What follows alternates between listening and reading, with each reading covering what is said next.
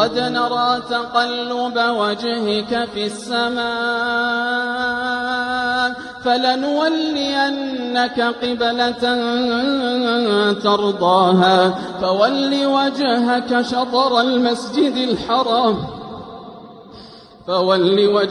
شطر المسجد الحرام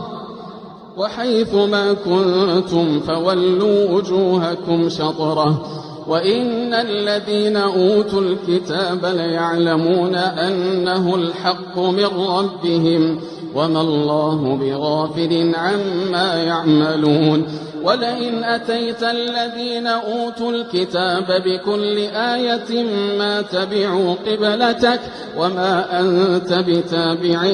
قبلتهم وما بعضهم بتابع